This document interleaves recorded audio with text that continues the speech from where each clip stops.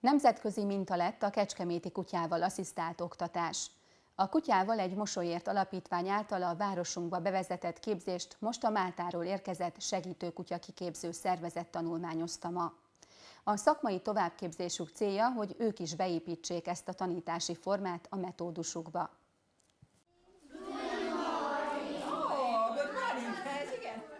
Máltai segítőkutya kiképző szervezet látogatott el ma szakmai körútra a Kecskeméti Kutyával egy mosolyért alapítványhoz. A szervezet a kutyával asszisztált tanórákat tanulmányozta 2 iskolában is.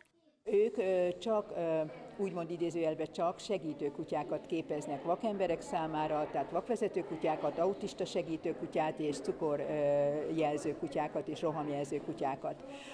Nekik számukra nagyon érdekes ez és újdonság, hogy van ilyen, hogy kutyával asszisztált oktatás, és a mai délelőttön ezt mutatjuk meg nekik. Annak köszönhető, hogy itt Kecskeméten is és az országban legalább 40 osztályban folyik ilyen oktatás egész évben, hogy a 15 pedagógus képzésünk alatt több mint 300 pedagógussal ismertettük meg ezt a módszert, akik utána nagyon szívesen alkalmazták ezt az osztályukban. A szakmai továbbképzés során elsőként a Petőfi Sándor Katolikus Általános Iskolába látogattak el, ahol a matematika órát segítette Véda, a Golden Doodle. Az állatasszisztált órák tartása azt gondolom, hogy talán már nem is olyan újszerű. Európa más országaiban régóta élnek ezzel a gyakorlattal, hogy elsősorban korábban legalábbis megtámogatási céllal. A jelenlegi szemlélet szerint azonban ez minden gyereknek motiváló eszköz, hogyha egy kis állattal együtt tanulhat.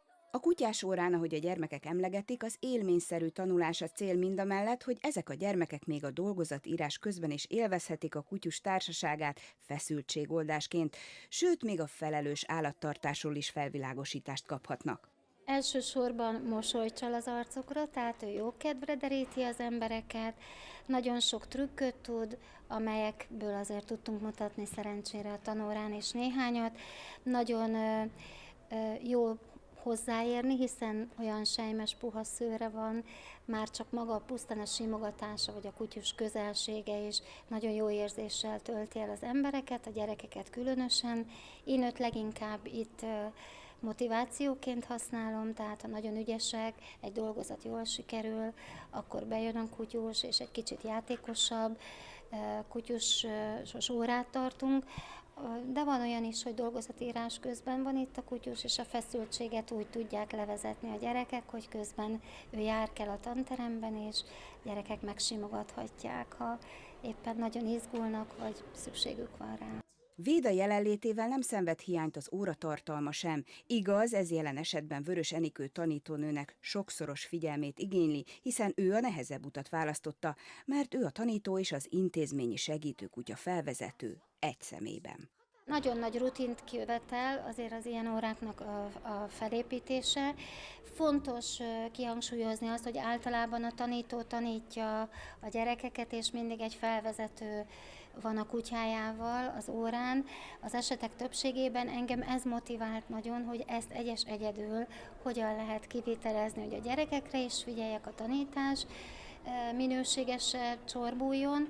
Ezek a játékok, amiket itt óra közben bevetünk, ez mind-mind jutalmazás céljából történik, feszültségoldás, az élménypedagógiát tudnám itt kihangsúlyozni, tehát ami még nekem nagyon fontos volt, hogy élmény alapú legyen az az oktatás, amit végzek, és ezért a drámán kívül a kutyás foglalkozások adnak még nekem is egy plusz örömet.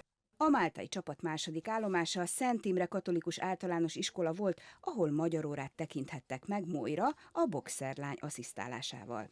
2 éve járok ide, a Szent Imrébe Moirával, illetve hát más intézményekbe is járunk, de ide 2 éve rendszeresen, és azt fogott meg benne, hogy nagyon egyértelműen látszik, hogy a gyerekeket mennyire motiválja ez a tanóra közben a kutyának a jelenléte, illetve hát rengeteg szeretetet kap a kutya is tőlük, meg én is, tehát nagyon szeretik Moirát, ez látszik a rajzaikba is, illetve mindenben, amit a tanórán előkerül.